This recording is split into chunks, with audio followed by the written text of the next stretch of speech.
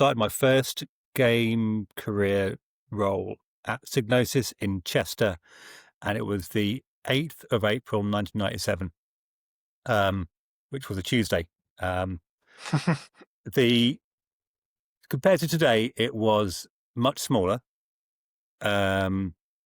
much less polished, I would say, much less corporatized, I think. So whether that's a good thing or a bad thing, it's probably both. But it was a bit more seat of your pants, but at the same time, with all the pressure of deadlines and stuff, there was less awareness, I guess, of good working practices that there are now. It was, since I started, we've seen kind of a whole different way of organizing projects and project management and project planning. There are much more ways to get a leg up, I think. And I don't know if I'm talking about from the actual dev teams, right? So, middleware was barely a thing. If you wanted to make a game, you had to write your own engine. So every studio would have their own engine, and these days, why not take Unreal, right? But in those days it was, okay, well, we've got to write it. The idea of the idea of like a visual editor was, it's not happening. It did not have that. If you're scripting, then you are typing the command. It wasn't code. It was kind of code light. That's how we did our scripts. So that was kind of, so I worked there for 18 months. The game that I was working on never got released. My very first canned game, very proud of that. Redundancy followed 18 months later. That's the thing. After I went down to Codemasters in Warwickshire and then in Southam, and did some racing games there. That was a different kettle of fish. There was I've never seen this organization structure anywhere else, right? So, at Codemasters, the dev teams, they had like the Toko touring car team, they had the Colin McRae team, they had the what became the LMA Manager, like a football management game team, and they had the Micro Machines team. Well, that was a little bit separated. And the dev teams kind of sat by themselves, but the designers for all of these games sat in the same place. We had like a separate design department, which was a bit weird because to go and see the team that I was working with, which was the Toka team, meant leaving kind of where I was sat with the designers and walking up the corridors, up the stairs to go and sit with the team, which is a barrier, right? That's an obstacle to that communication, which is something I'm big on these days. But at that time, it's like, yeah, okay, whatever. But these days, I've never seen a company that doesn't have the entire team, or doesn't try to have the entire team in proximity, because of those incidental conversations that you get, or it's just easier to kind of bob your head up and go, "Hey, Joe," or rather than because this is before video conferencing. All that. This is like this is back in 1998. So I'm sure there was video conferencing somewhere, but not in like a normal dev studio, right? Yeah, I like the idea of the EA founder. The reason he called it Electronic Arts is because he saw all these developers and creators of video games as artists. And kind of the vibe I'm getting is that it was just you were creating art with people, and that kind of it's not necessarily something that you're systematically organizing and it's going to work this way and everything's going to. You need that kind of improvised, off the cuff conversation or idea generation that just happens in those moments. I think any creative team benefits from firing up each other. Yeah, and I think this is something that I think this is the reason why so many game companies have mandated back to the office, rather than remote, remote does work, but it takes effort in it, and that effort is slightly different to the effort involved when everyone's in the same room, right? So, um, you because what you don't get those incidental conversations. You don't get bumping into people to have a cup of coffee. You don't get just someone hearing something going on over the other side of the room and going to investigate and see what's going on. So all of those aspects of the human contact, they have to be manufactured or put into people's time, put into people's calendars to make it work. Yeah. Which does not mean to say it doesn't work. It just means to say you have to go into this with your eyes open, understanding what are the benefits of working from home or working remotely, but what are the hurdles or the obstacles or the barriers that we will have to engineer solutions to. You can't just hope for the best and it'll be fine, because it won't. It is um, an effort, and by that I don't mean like it's a major thing. I just mean it's a deliberate act. If you want to get in touch with someone and you're working remotely, right? So, as long as people are aware of the, I'll say difficulties, but it's only difficult if it becomes bad, right? If the steps that have to be taken, if people are working remotely and they've got their eyes open and they're aware of it, it can work really well. It has done, but it requires a different type of maintenance than working in the studio.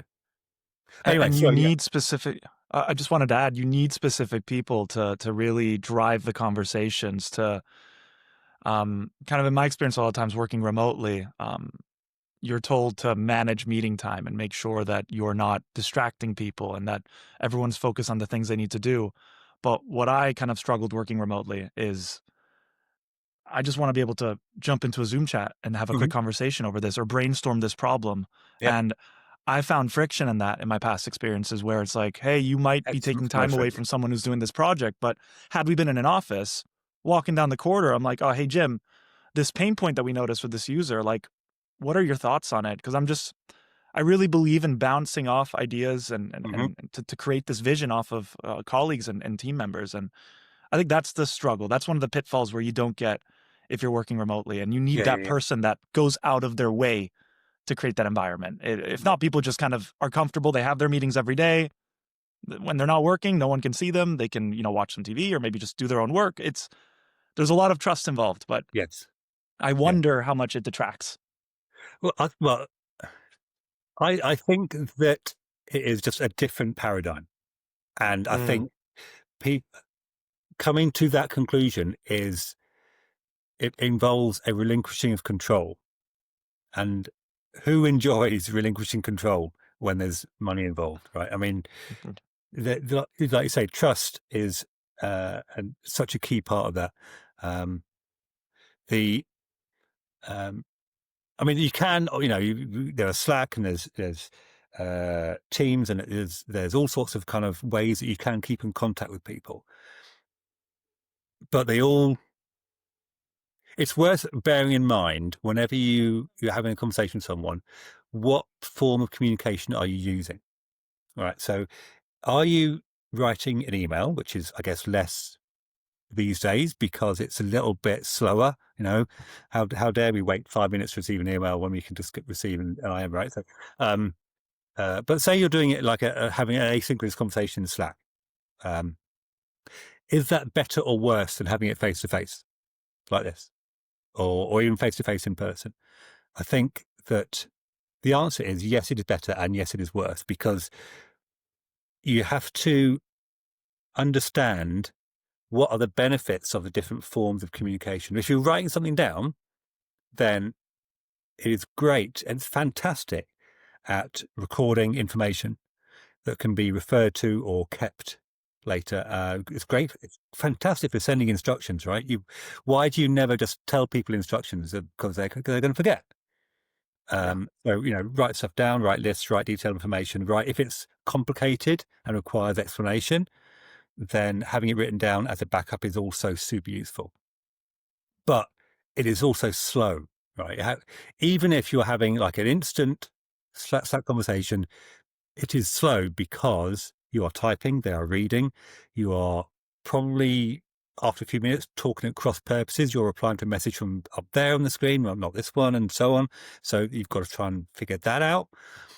And also what we're getting here, I can see you're looking at me, I'm looking at you, and we've got that body language, which is, we have evolved over hundreds of thousands of years to kind of understand that without even thinking about it.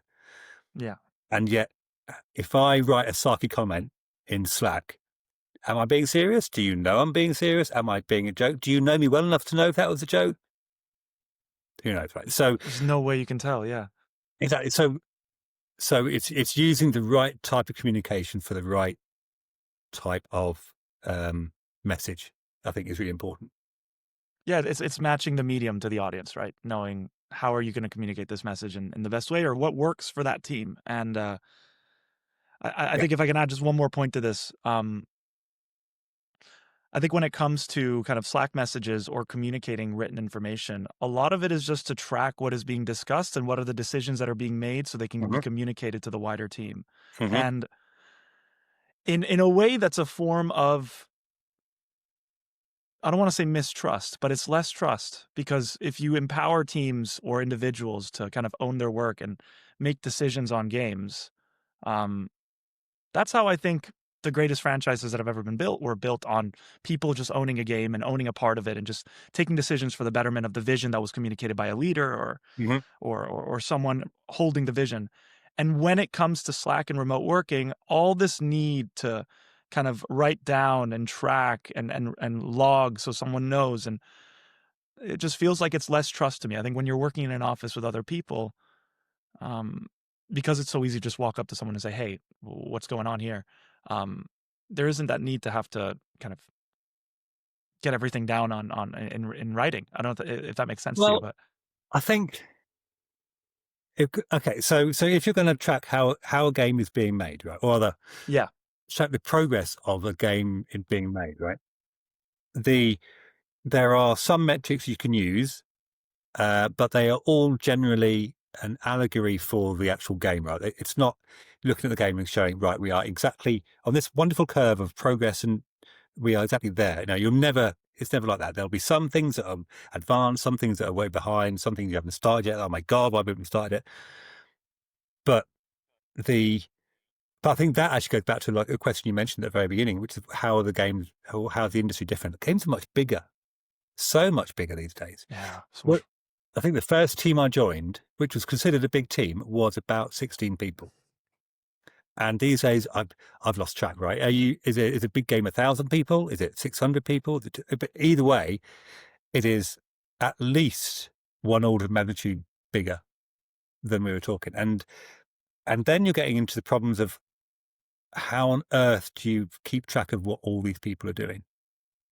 And that is a whole different kind of mindset, right? That you can't just have like one producer going, oh yeah, so we had our morning stand up and now we all know where we are, because there's a whole kind of, I don't know, tech art team out there of 15 people, and we're trying, well, which shaders are we doing? It's like, I don't know.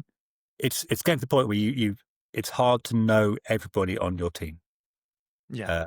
Which is,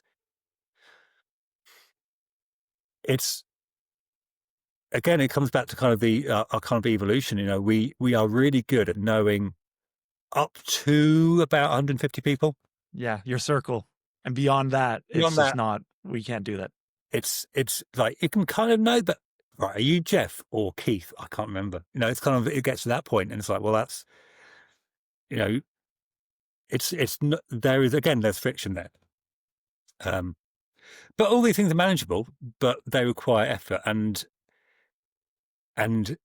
just managing that situation bloats the team, because you're having people whose job it is just now to try and keep on top of stuff. The producers, and the producers are brilliant, because you could, in a way, you could do a game without designers, right? You maybe could do a game without an artist if you really want to kind of just buy stuff from stores and what have you, but you can't make a game without people saying, where are we at with this? And that's what a good producer will do. And that's their enter production. That's really what they're needed for. So I think if we kind of want to kind of move ahead, then what does it mean? Like, we've touched on how important kind of production is to just be able to track all this work, and how games now are of an order of magnitude bigger in terms of just creating them. What does it mean then for design? How has that changed over the years? I think, well, I mean, when I joined, I was basically dropped in a, like I was taken out of my little world and dropped in this pool of making a game. And I'm like, well, designing is just coming up with ideas, right? And it's just like, well, that is such a small part of it that it's taken me the rest of my career to figure out what designer is, or what I think is the best way to go about designing a game, right? So, and this can change from person to person and situation to situation, but I think what is key, and it's going back to what you mentioned before, actually, about vision holders, is what is the vision, right? And I think a really important step that is frequent or very easy to overlook is to nail down in one sentence what is the vision for your game. This requires an awful lot of thinking, which is often hard, because you're trying to encapsulate all that kind of amorphous wonder that's in your head or in a group of people's heads about a game, and saying, right, what is it? Let's actually define it. And you can come down to arguing over every single word in that sentence. Is that word right, or is that word necessary, or is it wrong? And then when you've got that, then that should act as an assistant, or maybe even a razor, figuring out, does this new idea we've had fit? Does this request from marketing fit? Does this feature that we actually really like, is that actually best in a different game than this one? Because, like you say, when you've got a team of hundreds of people, you cannot have one person being the bottleneck of deciding what is in and what isn't. At a high level, there has to be a decision maker, but hundreds of decisions will be getting made every single day about what are we doing. And so you have to make sure that this vision is easily communicable, but also very clear, so that people don't have different versions of it. So, because then you're empowering the team, right? So what do you think is the best way to go about this particular feature or asset, or how are we going to organize this bit of code? It's kind of, if everyone understands the end goal, then make your decisions to get to that point. We can't have one person telling you both what to do and how to do it. You can do one or the other, right? You can't do both. Yeah. So giving people the end result, or are they giving people the intention of the end result, and saying, and explaining to them why this is important, means, okay, so now as a kind of like like an engineering team, we understand now what's being asked of us. We understand the purpose it serves. We understand also the surrounding context, as it were, of it in the game. So let's make sure that we take all that into account when figuring out what it is we're doing. I think that's like that very distributed decision making is the way to get people involved, because then they are being creative, right? You're literally giving them the power to be creative. All we're doing is solve this problem, but with all these answers it has to achieve. How you do it, well, you're better at that than me. And I'm fascinated with the idea that it has to be one sentence, because I've taught this before in my product management class. It's the hardest thing. What you've said is so true. When you're coming up with a vision, like let's say for a company, it starts at imagine like a triangle. It starts at the tip of the triangle. At the top of it is the company vision. Like, what is this company here for to do? And then as you go down the company vision, it goes down to the product vision. And then you have maybe multiple products, and how do those fit into the vision of that company? And then after the product, as you go further down the triangle, as it widens up, you start getting into the features, into the smaller and smaller decisions. And I think the best companies, the best games, you can literally track a tiny feature, a tiny decision that was made, and you can track it all the way up to the vision of the company itself. And to get to that point where you have such a strong vision where it can be summarized in a sentence, maybe max two, because sometimes I think, how on earth can you communicate so much information in one? But it's really difficult. And sometimes we look at, like, I don't know, Amazon's vision statement. I can't remember what's like the most Earth-centric company on the planet where you can order anything you want, whatever it is. Every word that they pick in that vision statement, for anyone listening, to go read a vision for a company or a game, like those are you just think it's a sentence. It's not. Like, everything is picked precisely to convey a message, because that aligns everyone in a team. And even more so if we go back to the idea that we're remote, what are we working towards? What are we trying to do here? Am I just working for a paycheck? Or, I believe in the best case, are we working to really build something special together? Like, that's what you want the teams to feel. And I think the game companies that suffers are the ones that, people are just kind of pushing work along just because they're being told to do it. Yeah. And you lose that magic. But it comes back to, does it connect to a vision? Yeah, you're absolutely right. I think the people want to be creative. They want to feel like they have satisfied their own creative urges, but they also need to pay the mortgage and make sure the kids have got food, right? So so as soon as you remove the joy from what they're doing, all they're left with is just the work. Where's the entertainment? Where's the satisfaction? Where's the intrinsic motivation gonna help out with them, right? So I think that a lot of this kind of ties in with kind of like the general sense of kind of game direction or design direction, which is, like I said, give people the objective, give people the context for the objective, but be very deliberate about what it is that you put in your game. It's very what's the saying? It's kind of people. No, I can't remember. Sorry, there's a very kind of famous saying which completely eludes me, but it's along the lines of borrow stuff from other people or steal it if you have to. Good artists copy, great artists steal, right? Yeah, of course. But that only works if you understand what you're copying or stealing, but also how it works. Otherwise, you're literally, it's like you could, if you're building a house and you put a revolving door on the front, it's like, well, it's a door. It's like, but lock it. It's not the right door for your house. So, you have to, if you understand how a system works, then you could just borrow it wholesale and go, okay, yeah, well, we figured it out. Or you could go, but for our game, we might want to tweak it.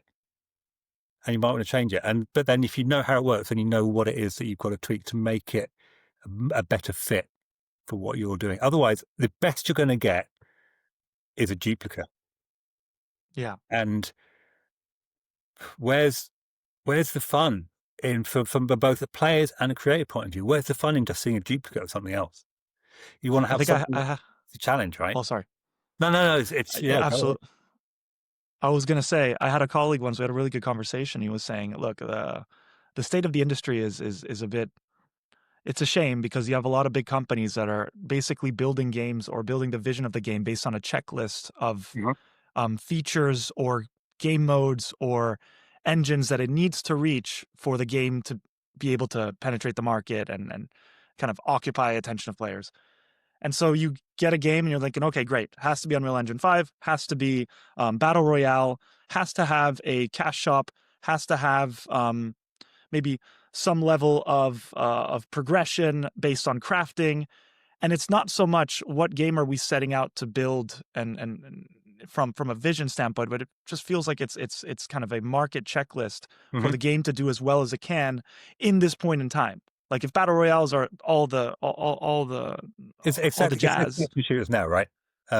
Yeah, And in a couple of years, it could be something else. Someone's going to have some bright spark is going to have a great idea of some more context for why you're shooting people, and that'll be the next fad. I mean, what it's important to do now, of course, is not to kind of denigrate all games that come out in the genre, and not to paint them all with the same brush, because there are a lot of smart people would have been working on these games absolutely. and probably been doing it like a really good job on their bit of it. I think, but all I was saying was, going back to your checklist, it's like, okay, so um, the why of why a feature is in, the answer could be anything. If it's a case of because we think we're going to sell another 2.5 million units, it's like, okay, well, if that's the why, then at least I understand it. But then if the why is because we want the player to feel, and it's not to do with kind of a checklist as such, but if it's a case of in this game, we want the player to feel on edge, right, or in this level, then how do we do that? And what purpose does that solve or serve rather in the grand scheme of things? So as long as we are aware of the choices we're making and understand the reasons for making those choices, then your game will generally, I think, have a better chance of standing up by itself, because a good game is it's like a collection of mutually supportive features. And Uh-huh. if you're taking one away or adding a new one, then the equilibrium that you had will be different. It might be broken. And so you have to figure out what has to change whenever we put something else in, or when we take something else out, what has to change in what's left to make sure that our game is back at equilibrium so that all the features work together. Otherwise, it's a case of, well, I've got a gun, but it's in a football game. Why? It's Why? obviously an absurd example, but you understand the point, right? It's kind of like, Yeah, because yeah, people yeah. like guns. Well, yeah, but also not here. I have a really good example for what you're saying. I think it's contemporary for right now. I think what Embark Studios did with Arc Raiders is a really good example of Yeah, like coherent game design, yeah, from absolutely, yes. the audio to the way you chat to players to just the whole game experience itself. It feels like every single team, kind of landscape, character designs, combat, the AI for the robots, everything fits so cohesively that I've had friends who've never played these types of games before, and they just try it and they're enamored with it. And Yep. maybe there's a bit of a ceiling to break through to understand how the crafting system works, because my God, you're overflowed with items that you don't know how to do, that you don't know how to deal with. But overall, just everything fits so clearly and coherently. And you read their kind of journey to get there and how they were initially PvE, but then they started playing the game, like I think 2-3 years ago, and they realized, hey, this isn't, it's not as fun as we thought. Let's add the PvP to the Mhm. PvE. And Yeah. now it's become potentially, I think, in the running for game of the year along with Oh, Expedition. So yeah. I think it's a slam dunk. I think it's kind of crossed yeah. over from that idea of this is a fun game to this. This game really gets it, and it gives it, and it gives it. It kind of it gives players an experience that they just come away with and go, "That was cool," and that was just fun, because it both removes a lot of friction, but also, like you say, it presents this cohesive experience. And it's not something that players will necessarily recognize straight away, but they'll pick up the vibe that this fits together. This, like the you're shooting like a robot, and it reacts how you would expect it to react. It sounds like such a small thing, but it just means that the player's experience will be deepened rather than broken. Their immersion, sorry, will be deepened rather than broken. Yeah. And then they're just having fun. And then as soon as they see one thing, they go, one thing that works as they expect it to, obviously that sets a high bar, because then they want everything in the world to work as they expect it to. But that comes back to the vision. Presumably there was some discussion somewhere. They're saying, right, so if we can blow kind of engines off robots, what can we do to scenery, and what can we do to players? We've got to figure out how far does this go, but which again brings it back to, so what is the purpose of it? Why are we putting it in the game? Yeah. So yeah, it's I think that is a great example of a game that has been put together in a very smart way. It might not And be the most efficient way, but the end result shows a cohesiveness of effort, I think. and when you say efficient, you mean it just took a long time to get there. I think 2019 or 2020 is when kind of the vision of Embark that's a long was time, right? I presented. mean, It is a very long where are time. we now? Kind of almost the end of 2025, right? So I know people who've been working in the games industry for a number of years who've never got a game out. And part of that Yeah. is because games get cancelled, and part of it is because games take so long to develop. When I started, 18 months was like an average dev cycle. These days, 18 months is kind of barely getting you to, it might not even be getting you to beta. And, you've got pre-production often lasts for 3, 4, 5 months. And then you've got the actual development. So yeah, the cost of making games is just ballooned. Do you think it's going to get easier with I don't want to say the buzzword here, but we got all these AI tools coming through, and there's a lot of fear in the industry that they There may is, be actually. kind of Yeah. simplifying workflows, but I think there's a great power behind them. I think it empowers a lot of these kind of AAA studios potentially to the people who maybe are not needed for. Let me rephrase. Rather than taking a team of 10 to do one thing Mm-hmm. with kind of great AI tools that are kind of intuitive and easy to use and powerfully trained, it could maybe take a team of 3. Mm-hmm. And then with that remainder of 7, I know it's sad that people may lose their jobs, but you have the opportunity to go off into an indie company or an indie game studio and make your own thing with these tools that allow you to 10x your efficiency. I just wonder where we're heading overall, because if time is such a factor and games are only going to get more complex, I don't see how this doesn't stop. Like, players want more graphics, they want more gameplay features, better connectivity online, they want coherent games that kind of attract them. They're also distracted by all the other games that are out there, which means that Battlefield 6 came out. It was huge. It was an incredible game. But then Arc Raiders came out. Mm-hmm. And then everyone who's playing Battlefield 6 is now playing Arc Raiders. And then what's the next? So I'm wondering if AI, maybe, as much as we maybe demonize it in the industry and how kind of players are against it, because it is true, it's not a human endeavor. Will this help? Will greater efficiency help this problem? Oh God, yes, and also terribly no. It's as ever with these things, right? The answer is nuanced. So, so AI will clearly give people the potential to give some people the potential to do a lot of work very quickly.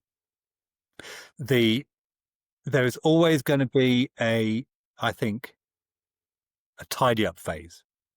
It's, I think, an analogy that I'm not an animator, I should point that out, but an analogy that at least I understood was the difference between handcrafting animation and performance capture. So, the worry was, well, if we can just record people doing what we want them to do, then do we not need animators anymore? It's like, well, they haven't gone away. We still need animators, but at the same time, you can capture a whole scene of a number of people in what I guess is probably a shorter time, but you're still going to need to tidy it up. You're still going to Yeah. need to kind of get people to show and go, right, okay, actually, the data is great, but we still need to figure out how to make it work in the game. And I think that step is probably likely to remain even when we're using AI. There are other considerations of AI, right? The power consumption, the ethical use of training. These are all things that people know about. And I also, I mean, part of me wonders whether or not using AI to make pictures is the best use of all that power. When would it be better using it to make new antibiotics or curing Parkinson's? Kind of these seem like slightly bigger threats to humanity. So would it? But that's again, it's if you've got the billions to set up an AI center somewhere, you're going to get your money back from selling it to whoever, right? So, but I think it is both a boon and also a threat. Yeah. I think there will always be. It will create some jobs and it will diminish some jobs, and that's just how technology works. Yeah. Cars instead of horses, we still have blacksmiths. We just have very few.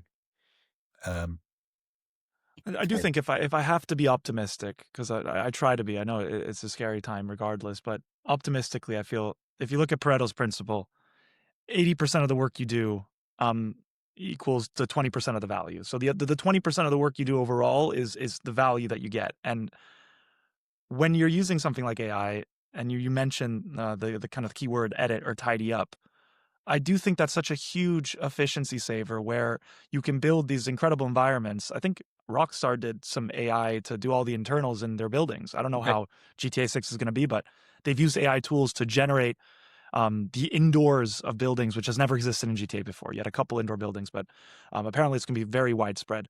So I think that's where rather than needing these armies of developers and designers and artists to build these massive games, you may not need 1,000 people. You may only Mhm. need 250 people. And the other 750 people, although I think at face value, it's like, oh, well, they're not going to have jobs. I'm like, well, hold on.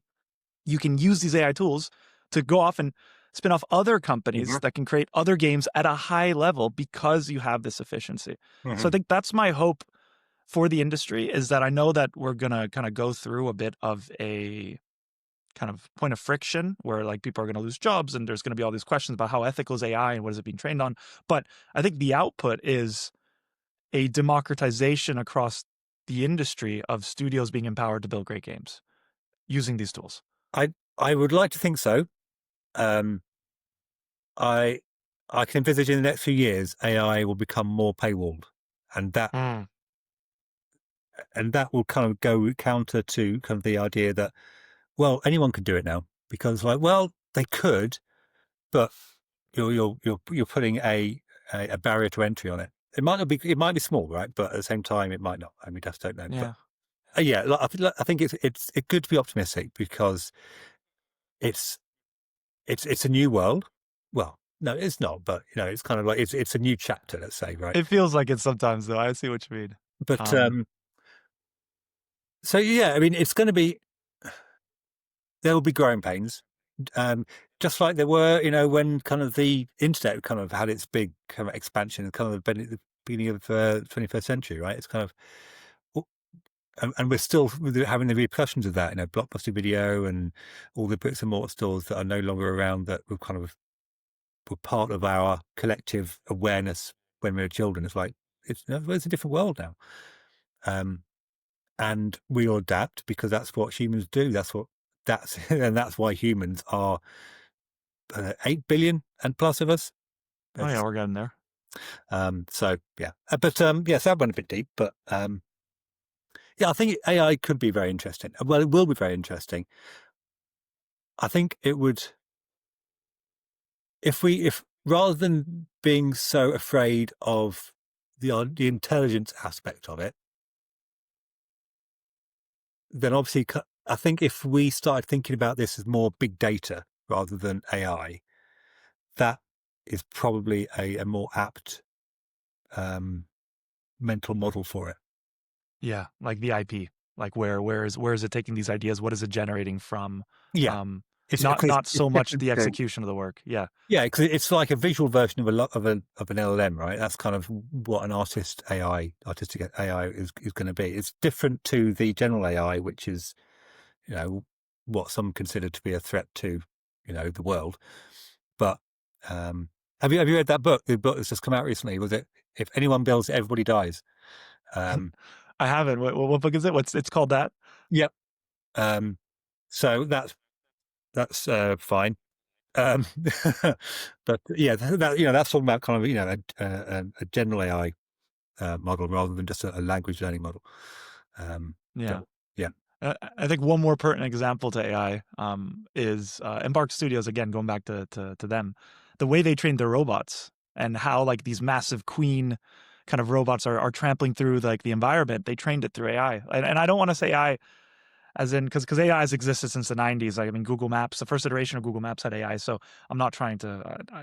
I'm wary of using the buzzword AI because it's a very generic term, but the way they trained these robots to be able to crawl through the environment and to kind of move in such a realistic manner was done in very innovative ways. And the studio was pitched with this idea of, we have all this incredible technology, yeah. let's level up and let's do it that way. So just for the audience listening, I think that's something to look into. I think the studio founder had a good chat about that. Um, I think but yeah, for game design itself, and in fact, the game design, no, it's not. It's not that special. I think for a lot of creative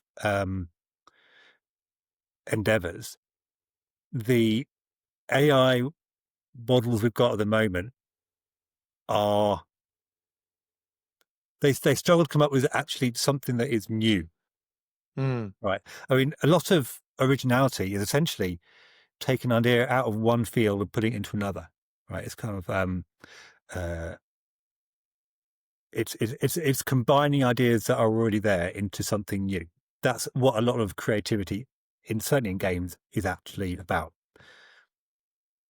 But if that hasn't been done before, then there will be, I think, very limited scope for an AI model to do it, because if it's scraping information and trying to present to the users what it thinks is relevant, that's different to saying, what is it that would improve an RTS game?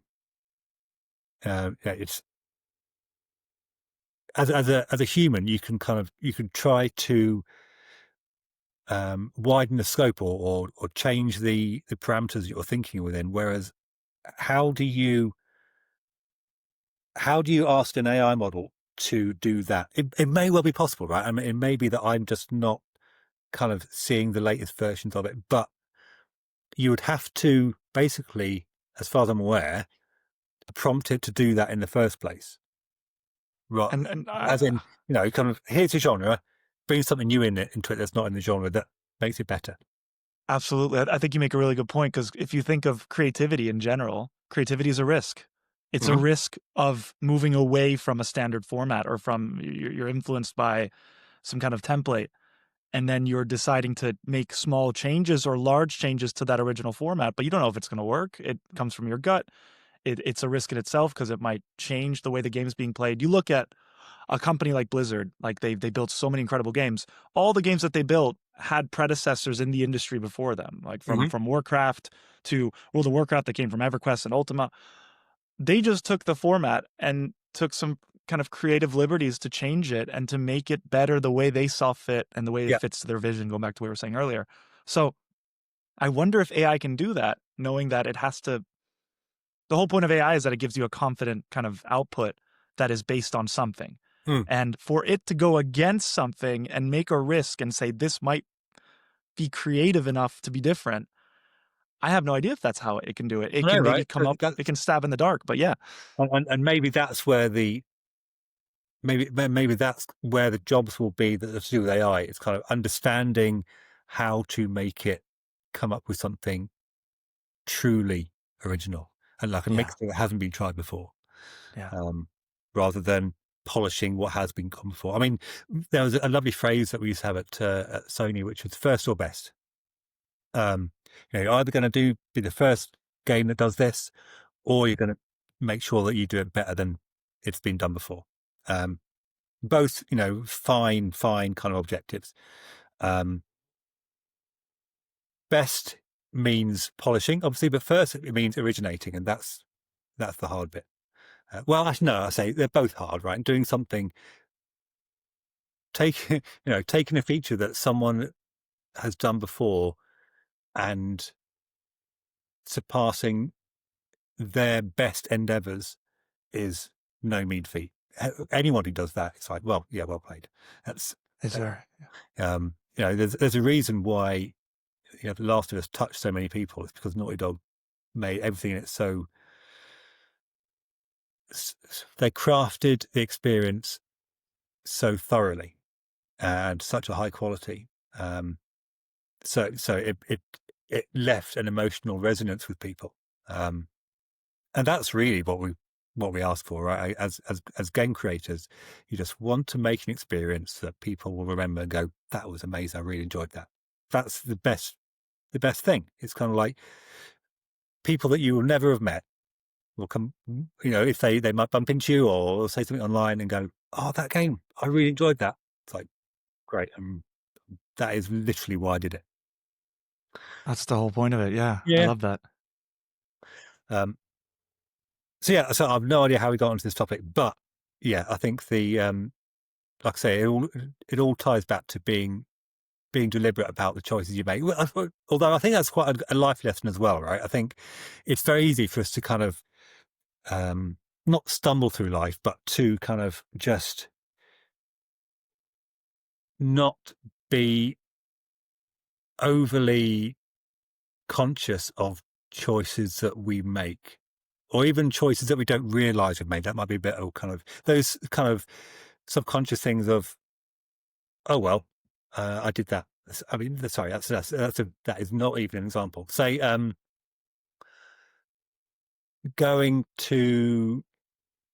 say you finish a university course and you apply to get a job. That is kind of the path of least resistance, right? What if you, and then I guess this is kind of, some people obviously take a year out or go and do something, go and see the world, which I think that is the deliberate choice. That is kind of what I want to do now. What would give me an interesting experience that I think would be valuable, rather than the obvious option. Sometimes the obvious one is the best one, but sometimes it's a case of, well, let's evaluate them. At the very least, make it a conscious decision to do what I want to do. If all my data comes back and I say, well, actually, yeah, doing the obvious choice is the best thing to do in a situation, great. But at least you've made that choice, having evaluated everything.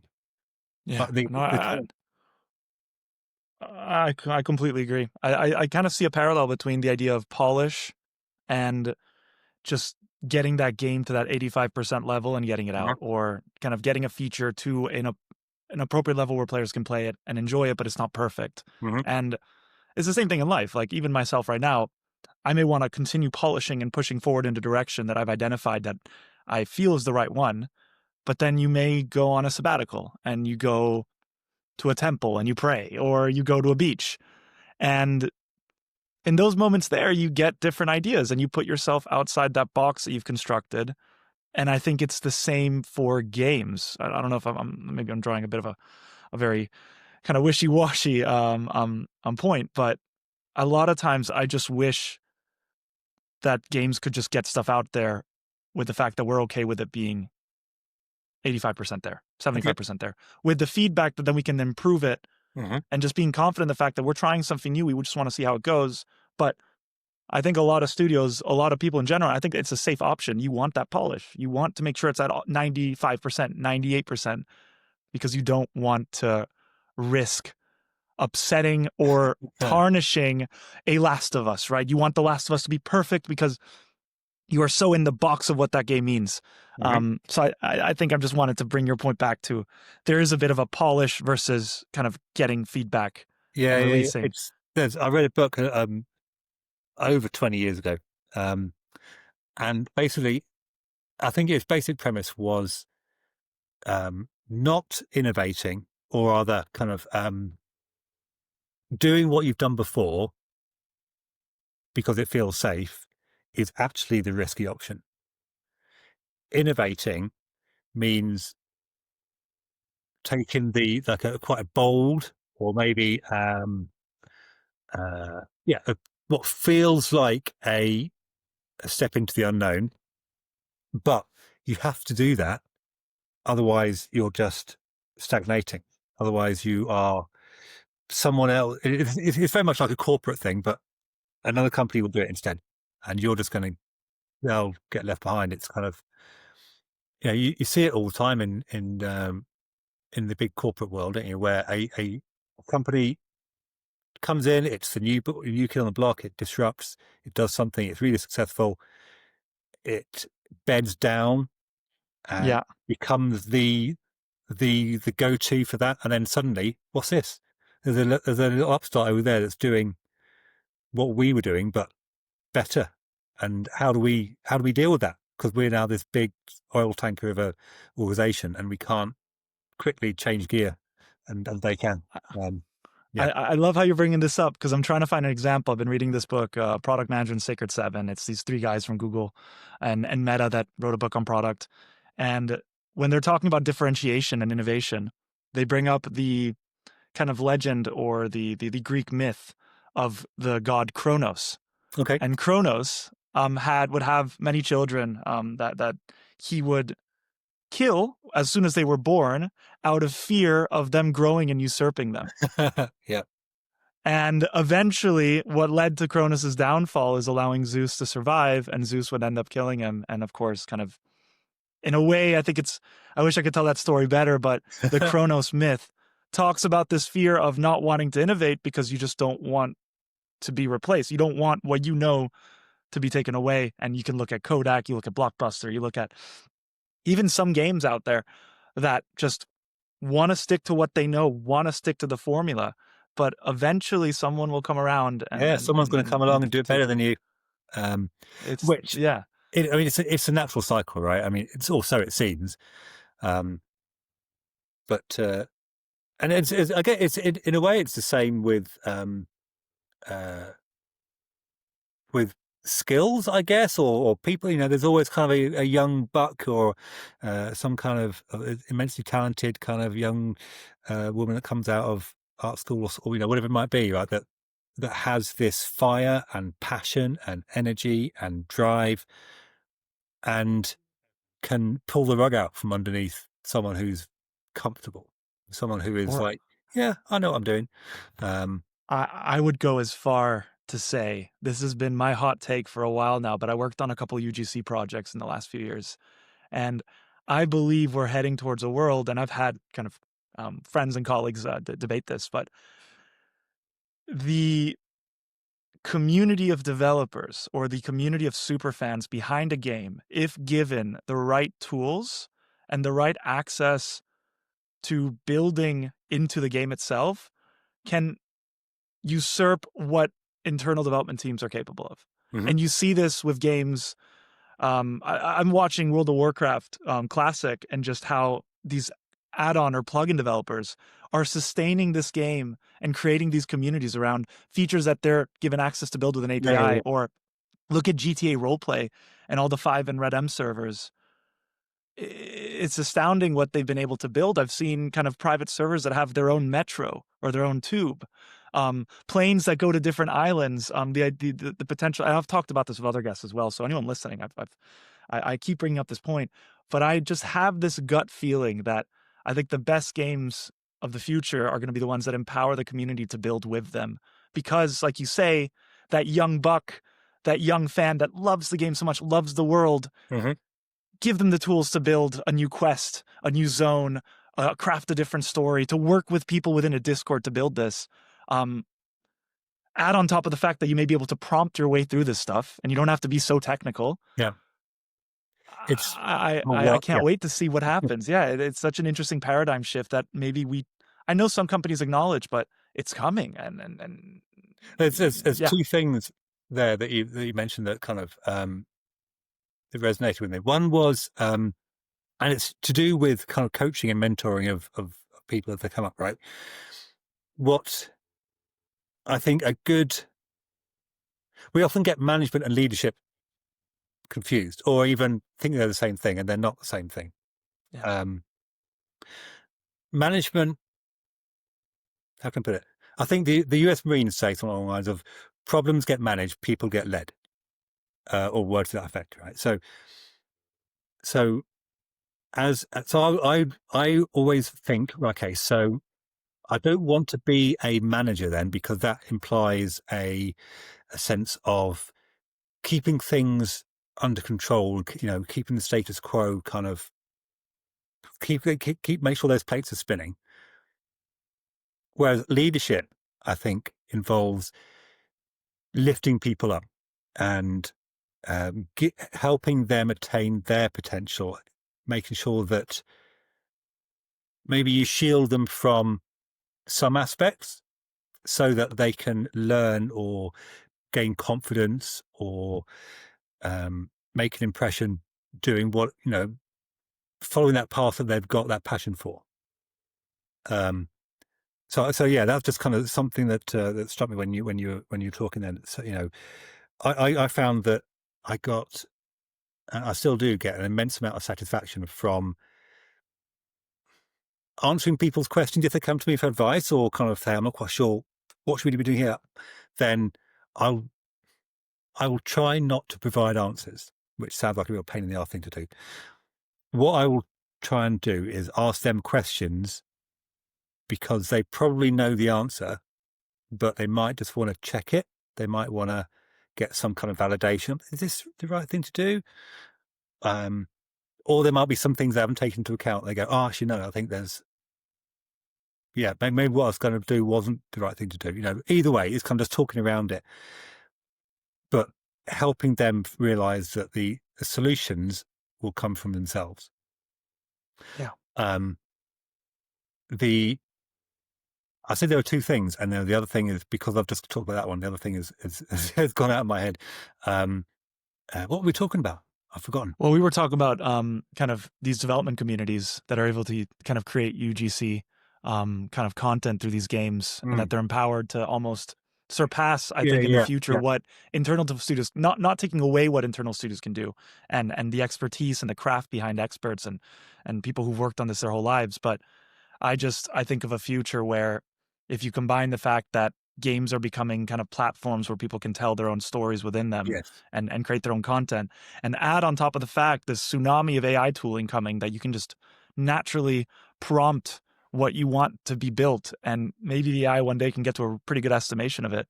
What happens if I just say, let's make a quest that has these parameters, has this type of vibe within this environment? Like, I already see how many amazing things AI is doing right now. Just imagine if you can hook it up to some visual systems and some kind I of think that's engine coding and all that stuff. Yeah, when I was speaking with the designers that I work with a few years ago now, about what do you think would be the biggest boon from AI in design, and one of them was a procedural narrative, because then it's the storyline can be unique to you, and there's something quite special about that, I think.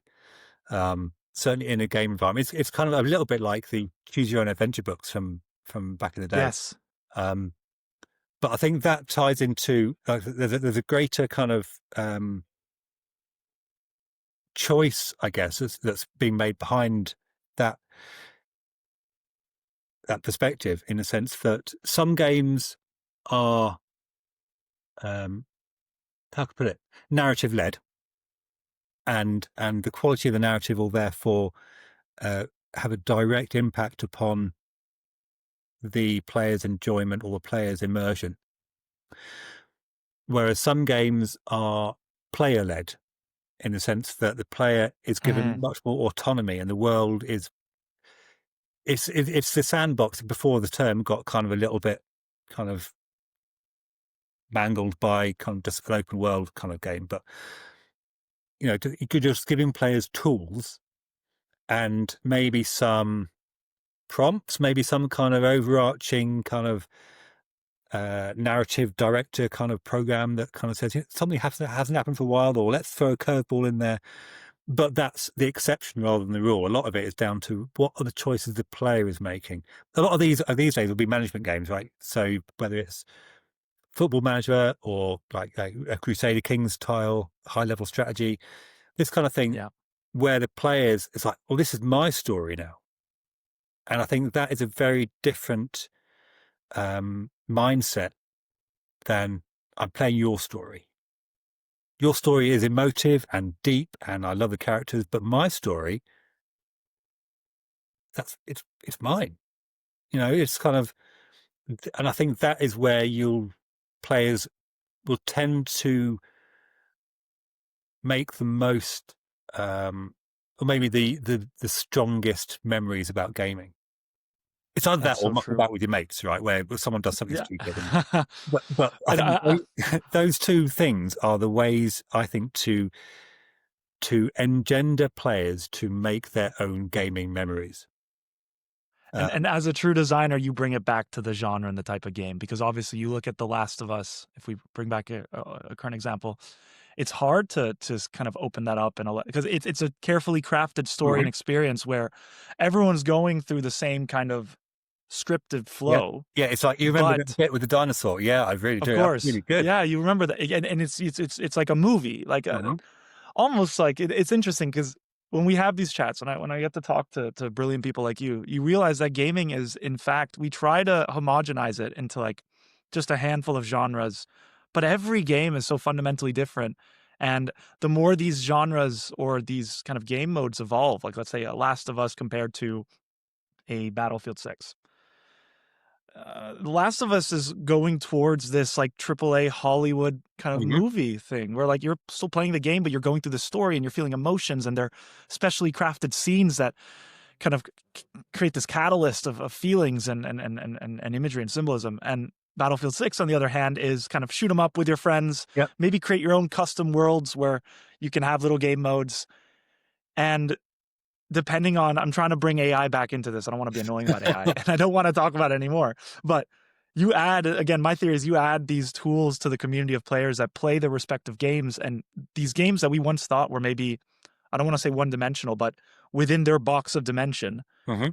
it's like Pandora's box. You start opening it up, and now it's like no longer is The Last of Us just this Mm. kind of shooter story, but maybe it can be so much more, but we Yeah. don't know. I wonder, I guess the whole point of what I'm trying to say is I wonder how gaming is going to evolve and all these different genres are going to evolve. And rather than looking at it as just like one thing, every game is going to react uniquely based on the studio and the type of game and I what the think players want from it. that is a strong possibility. I think there's um, and it's kind of going back to my kind of concept of being deliberate and understanding what it is you're making and why. A really strong, enjoyable, deep, emotive narrative experience in a game is is that the best use of the medium? 'Cause it's intensely successful, right? I mean, but is that using the player because the player is their own brain, or is a better use of the tools that the video game medium gives you to present you with the autonomy, the choices that you can make? And I think there's and one way to do that would be to take something like the world of The Last of Us or Star Wars or whatever it might be, and make an MMO. I mean, that's a kind of a path that has been taken by a number of big IPs, right? Say, well, we have best of both worlds. We've got this amazing world, but it's like, well, kind of, but also, mm, is it? You're kind of relying on other people as well, which is, as we know, other people are the worst. And um, but I think it's a step in the direction of leaning more on the strengths of the medium. Yeah. Um, the I mean, I don't know about you, but there's a few times in my kind of personal gaming history where something has happened in the game that has just stuck with me, and because it's probably just like a moment, probably no longer than 10 seconds, but it's just one of those moments that occurs, and you go, "That was amazing. I really enjoyed it." But I can't think of only one of those. Maybe was in a strong narrative led game. Um, So it's clearly possible, but I guess what I'm saying is the bits that chime with players more are aspects that they have a hand in creating, and Yeah. which kind of goes back to what you're saying about the mod community taking a game and making it fly. the part of that is, I think, quite a psychological thing because you're now involved in it. It's now partly yours, not just the story, but also the product. It's our product now, right? It's our Exactly game. right. Yeah. So you're invested in it, um, and so you will be. Is your judgment as clear as if it was just someone else's product that you looked at? Maybe not. Maybe you are kind of a little bit of kind of looking at the best possible things it could be because you're emotionally attached to it.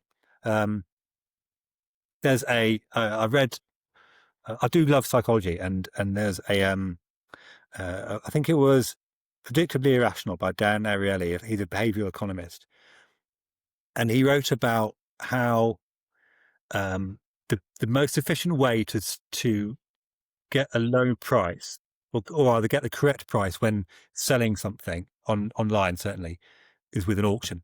Because basically you want the price to be set by the buyers. The buyers buy what's there. The sellers are selling their emotional version of the product, right? So it's all a bit woolly until you have an example. So imagine you're selling a camper van, right? Yeah. If you're selling a camper van, you're selling the van that you probably took on a trip to the south of France, and your brother borrowed it, and they had to phone you up when the engine broke down in Vienna, and the roof doesn't work, but that's all part of it. Well, that's what you're selling. The buyer is like, I'm buying a camper van. Does Yeah. it This work? model, this year, these amount of miles. Yeah.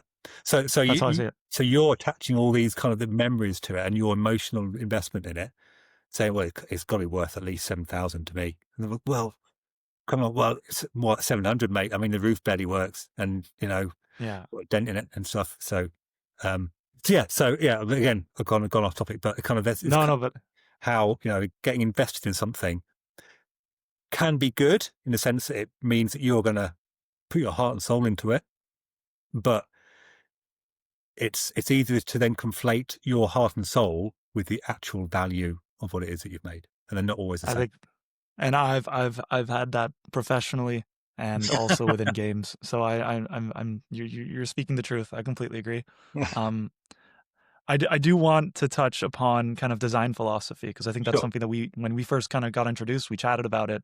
Um, really kind of like when you're looking at these design systems, like when you're being a designer, for anyone listening right now, what is it about the motivation and behavior that you kind of take into account Yeah. when kind of designing for games? Well, so the two things I guess um, that would strike me straight away about that would be the first one that I've mentioned a number of times already. That's kind of understand what it is that you're making, or understand what framework you're making something for.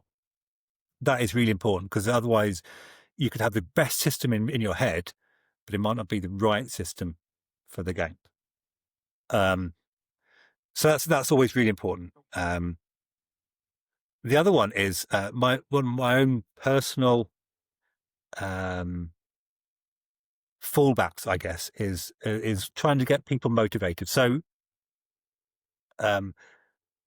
the motivation, as in a person's motivation to do something, can be described as intrinsic or extrinsic. Now, for those who don't know, extrinsic means you're getting something for it. You're, as in, usually getting something physical or getting something from someone else, such as pay or an achievement or a medal or something like that, right? It could also be something a bit less tangible, such as recognition or um, the likes online, right? Kind of these are all kind of you're doing something to get something back. Intrinsic Sure. is different. Intrinsic is you're motivated to do something because you want to do it. Maybe you want to get better at it. Maybe you like doing it. Maybe you get a lot of satisfaction from having done it. But none of these are things that someone else is giving to you. It's things you're giving to yourself, in effect. Now, the difference being that if you're doing something for extrinsic motivation, then as soon as you've got that, whatever it is you're after, then where's the motivation to do it again? It's like, well, I could, Yeah. do the same again, or maybe not. Whereas an intrinsic, it's often there's no. It's unlikely that you have a set goal. You might do. It might be, I don't know, I've got to lose weight, right, or I've got to bulk up, whatever it might be. But often it's the case, I want to get better at something. Then you can always get better at something. It's never you're never going to be, well, I've learned everything there is to learn. I'm done. There's always more to do. So basically, what we want to get for players is we want them to be intrinsically motivated to play the game.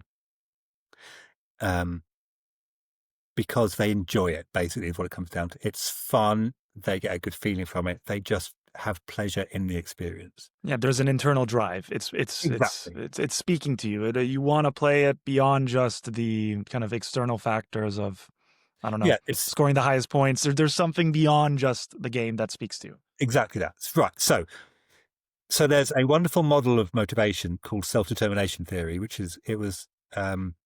it wasn't created with games in mind, but there have been studies that have confirmed that players kind of work in the same way as this. So there are three main pillars to this.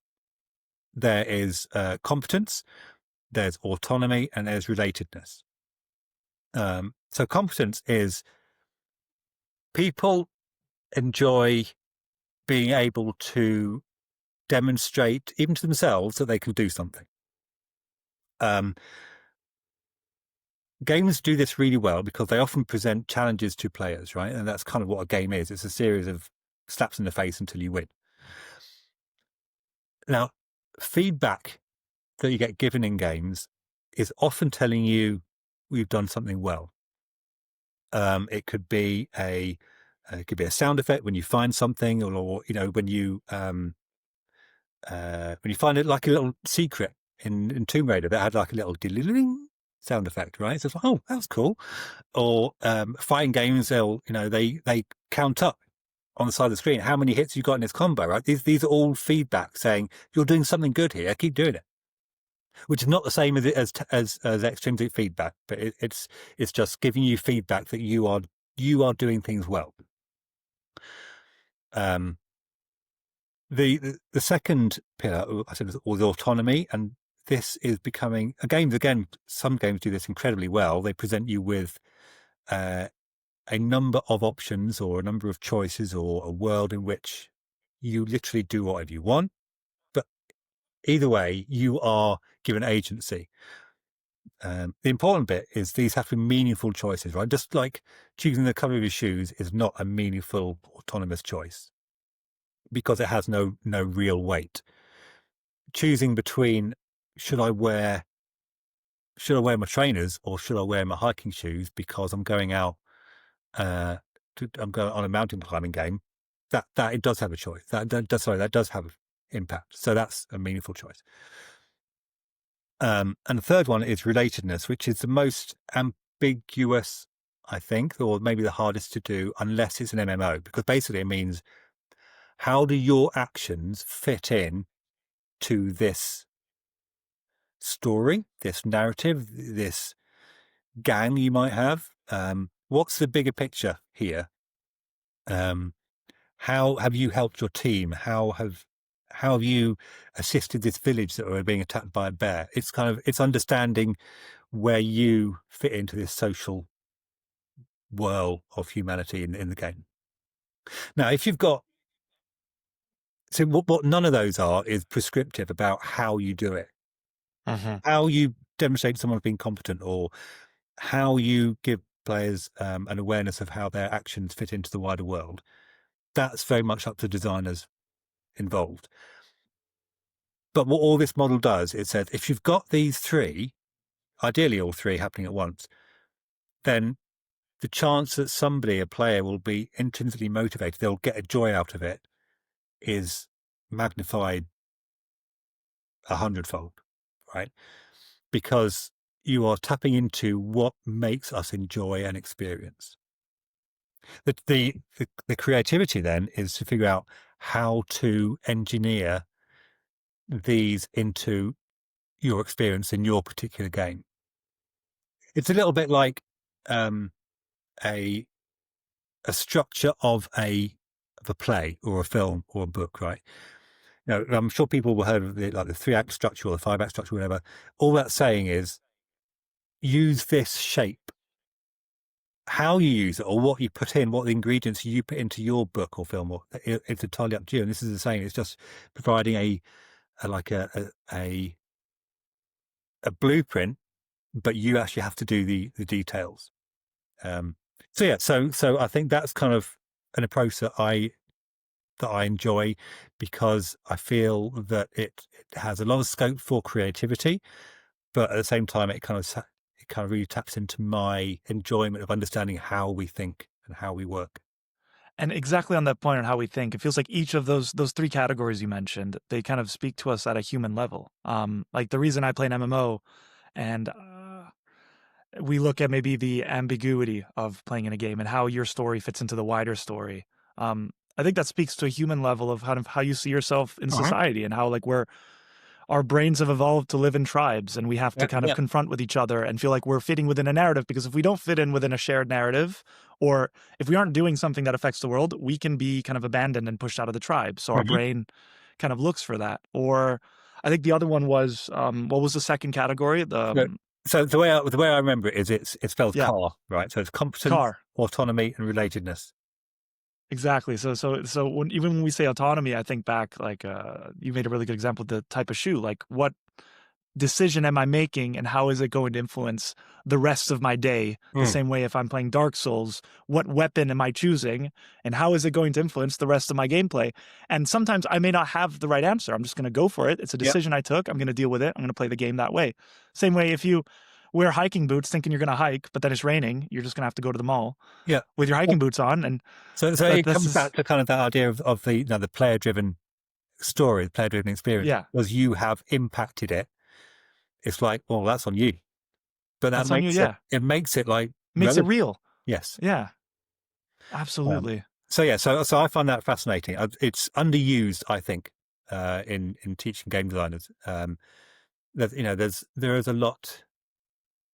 I mean, I think psychology of gamers and how we as humans like to experience things is something that designers are more aware of. Often, I guess, in UX patterns and so on. Um, there are examples of the dark arts of UX kind of or UI, Yeah, very well, very aware. and so that's something that I try and stay clear of. I think that I I guess my my noble the noble part of me likes to think that we make games that pull people back because they enjoy it, rather than pull people back because they've got to keep a streak alive or something, as kind of like as a, that's not the game, is it? That's just like a little mechanic you've kind of attached to it to compel people, rather than because like, oh, you know what? I really want to try this game that I enjoyed yesterday. I want to have fun with it again. It's pulling people back rather than kind of handcuffing people to something. Yeah, it's a complete difference between a Candy Crush, which I had the pleasure of speaking to Tom Storr, who worked on Candy Crush, and there's a lot of research that goes into the psychology of building a game like that. And I'm not trying to go against it at all. I think it's a very respectable game, and how it's been built, and kind of the vision behind it, and how it occupies that 15-minute slot of someone's time, and Hmm. how it keeps people coming back. There's an art behind it. Then people can argue whether it's a dark art or if it's kind of an art in itself. But you compare that to a game like, I don't know, I always go back to World of Warcraft, even like when I'm playing like a hardcore mode, and I'm meeting my party to go to a dungeon, but I have to first take a boat and sail across a huge sea, and it's going to take me 25 minutes, and then the priest is late, and all these things are happening, and by all accounts, it's friction. By all accounts, like for people working at King, they're like, well, they're not going to stick around. They're wasting too much time. They're going to play another game.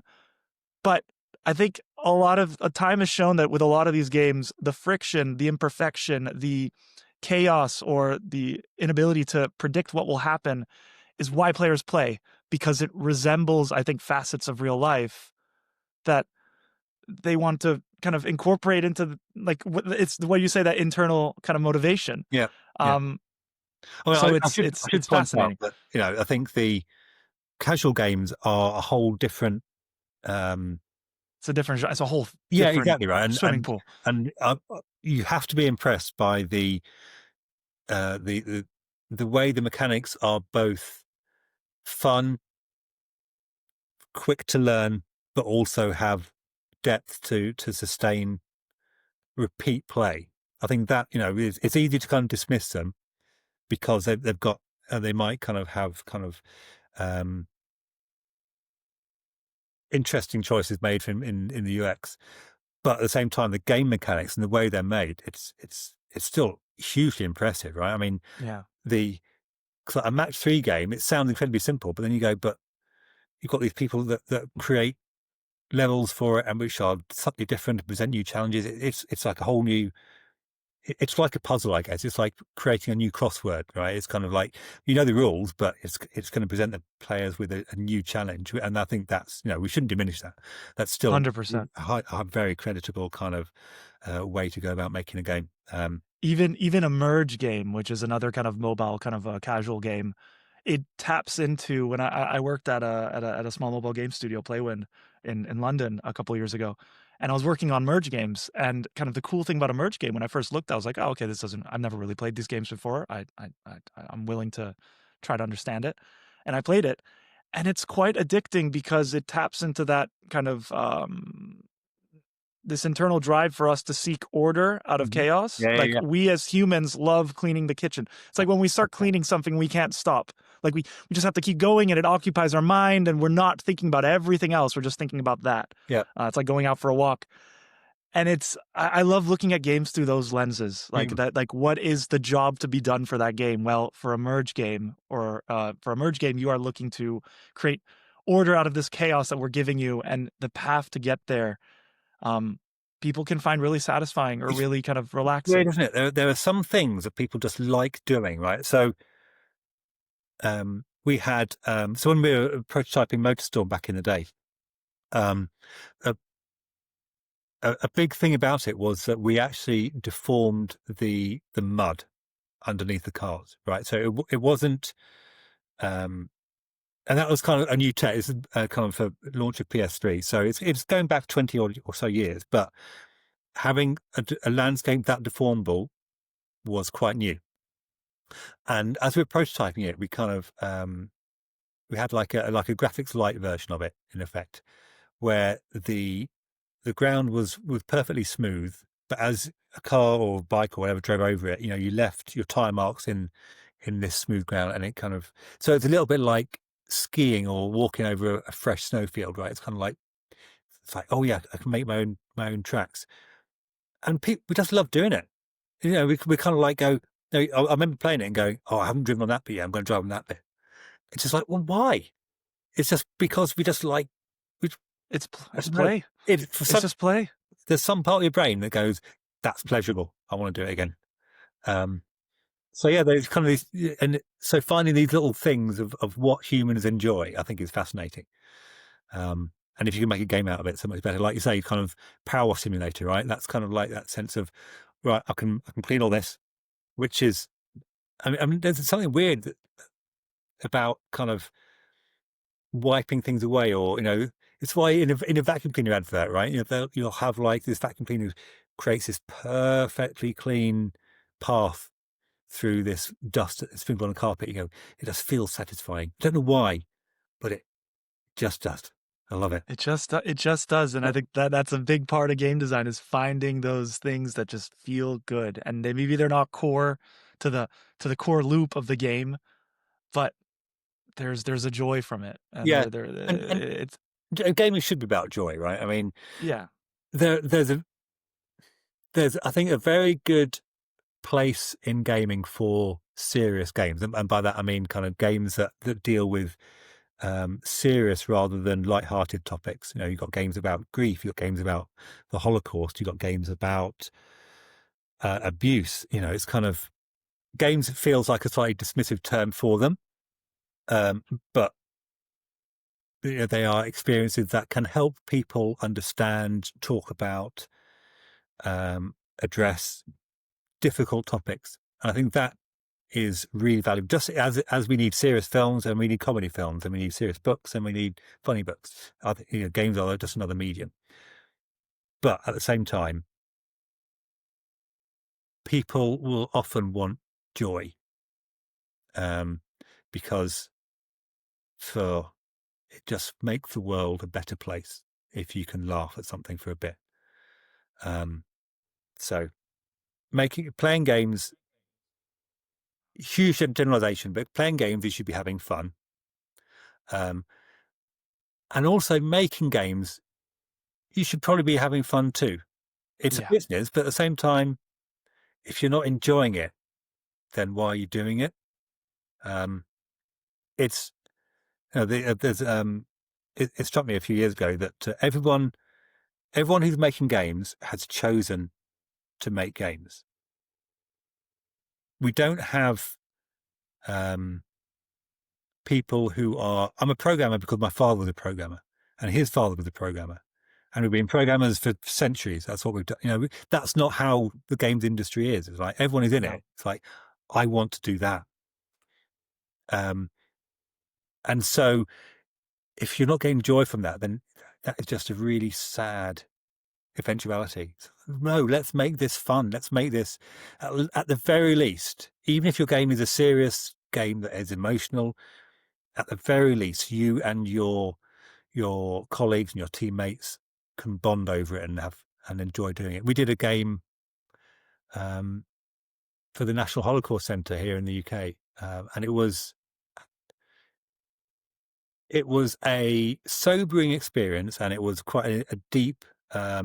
Deep is the wrong word, but it's certainly kind of a touching closure to the game, to the narrative. It wasn't. It wasn't about the Holocaust. I should point it out. It was actually about the life in Berlin for a Jewish family in the late 1930s, which is, I guess, kind of before the Holocaust really took hold, as far as I'm aware. Yeah. But so it was kind of like, everything has to be. We were very serious because it was depicting history, so it had to be accurate. Yeah.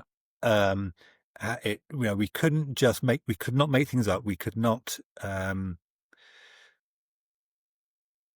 trivialize it. But at the same time, we were not trying to depress people. We're trying to convey history because it was for schools. In effect, it was kind of part of would be part of their history outreach. But as a team, we enjoyed making it because we bonded over it and we had our own kind of little team spirit. And there's a weird song that we used, that we played out to call people to stand up at the start of the day and just, So making games should be fun, even if the game itself is like a serious situation.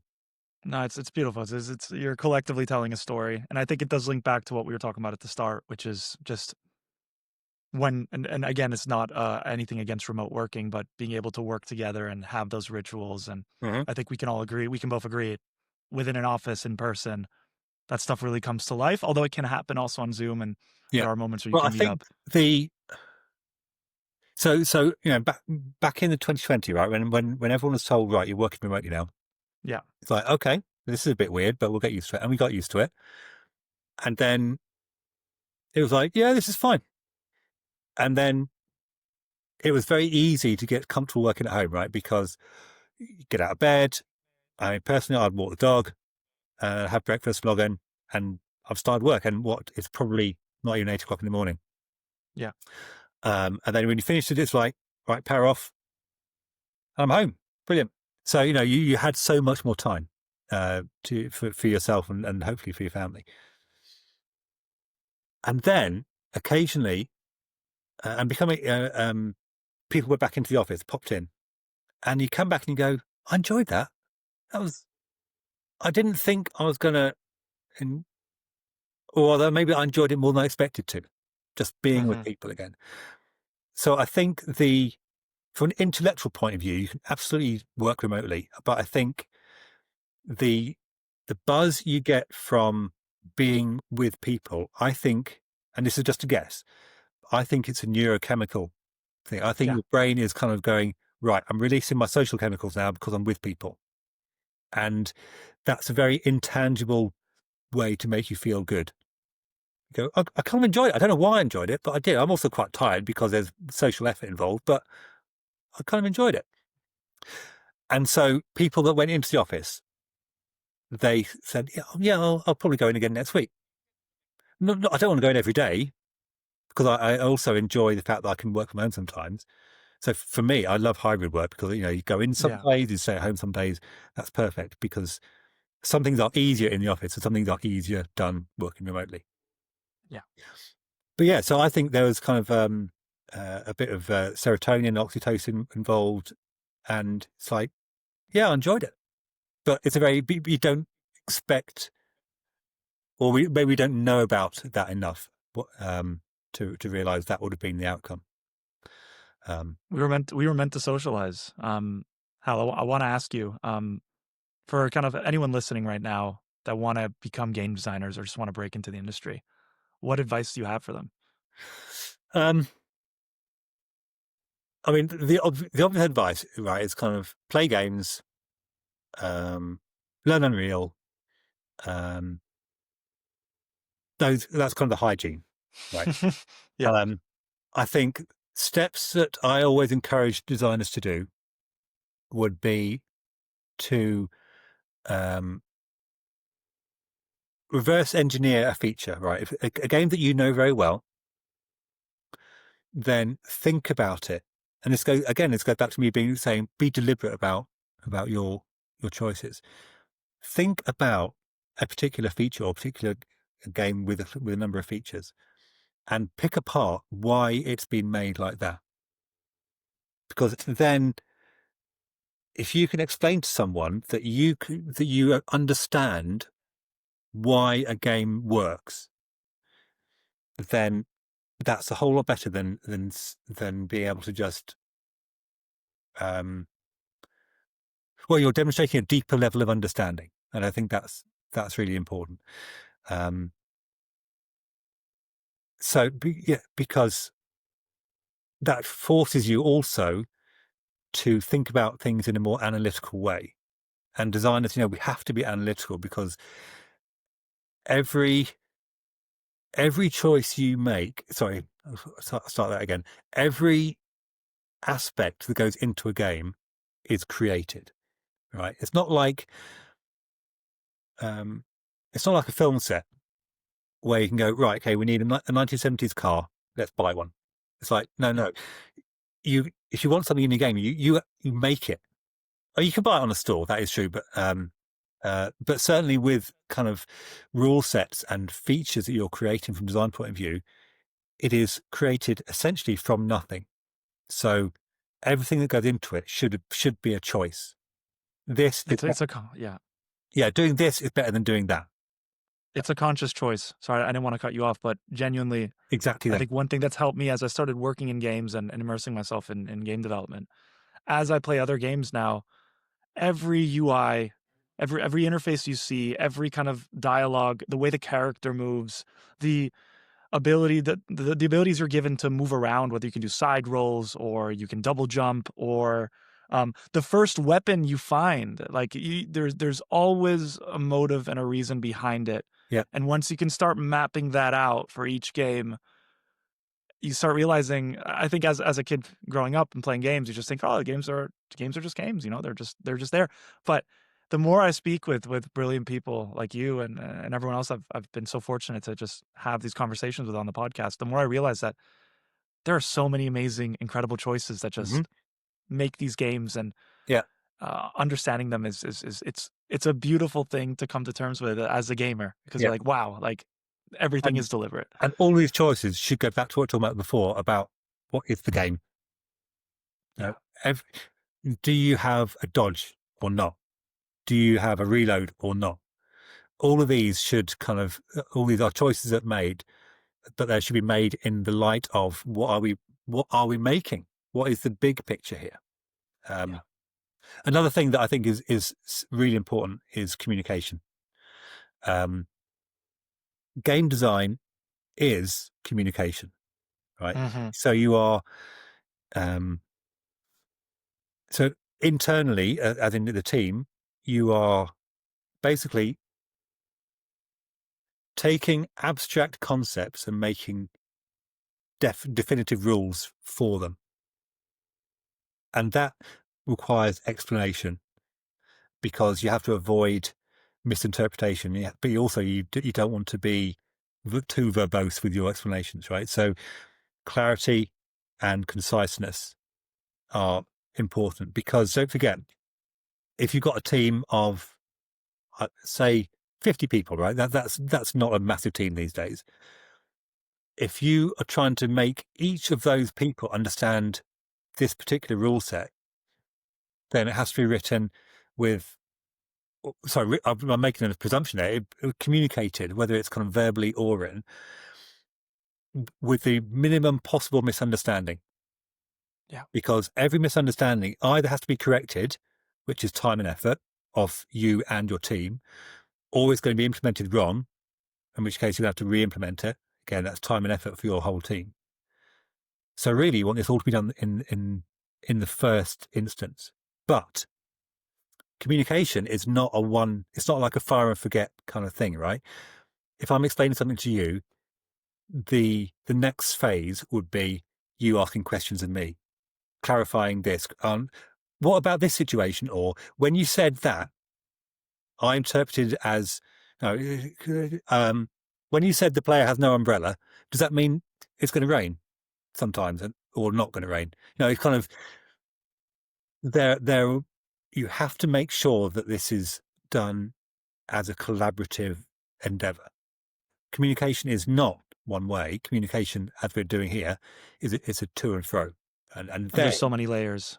There's so many layers, right? Like exactly. the umbrella. Like, why are we having an umbrella? Well, first it's a visual thing, then it's a game mechanic thing, then it's a contextual thing with a story, then it's at an asset level, and just being able to peel those in a way that everyone understands what's Yeah. under the hood of the decision. But that takes a special type of communication, or at least the correct method of communication for that Yeah. audience. And yeah, And absolutely. but some people say, well, some people might kind of question their communication skills, right? But no one is born being able to communicate game design. And no one is born really being able to communicate much apart from displeasure and maybe a bit of joy and disgust, like the very basic emotions. And this means that we learn communication as we grow up. And that means that communication is a skill. If it's a skill, then you can get better at it. And so it's worth putting effort and time into understanding how to do that, whether it's written or verbal or public speaking. These are all kind of really important skills for designers. We're also communicating with people that we can't have a to and fro with, right? As to game design, we're communicating with players. We've got to educate them as to how we want them to act in our game. Tutorials are great, but again, it's a slightly fallible system. So you as a game designer, you have to make sure that players understand you, which is easier said than done. But it's another form of communication. It's just very much that is a bit of a fire and forget kind of thing. So you have to get it right, and you really have to get it right first time. Otherwise, players are going to be. Well, it used to be the days where people would just kind of you have your manual in with your game and you'd read it or not. These days, I guess we've just got Reddit, where You just people go on Reddit, see what everyone else is saying. Yeah. say, "Well, how do I do this?" Um, but for me, part of the wonder of games is and movies and books is not knowing what's going to happen. So I try and stay away from trailers for movies and stuff. If there's something that I know I want to experience, then I don't want to see anything about it. Yeah. So yeah, it's helping if players want to. If people want to get into the game design field, then yeah, understand games, understand how to communicate. Those are, I think, the fundamentals of game design.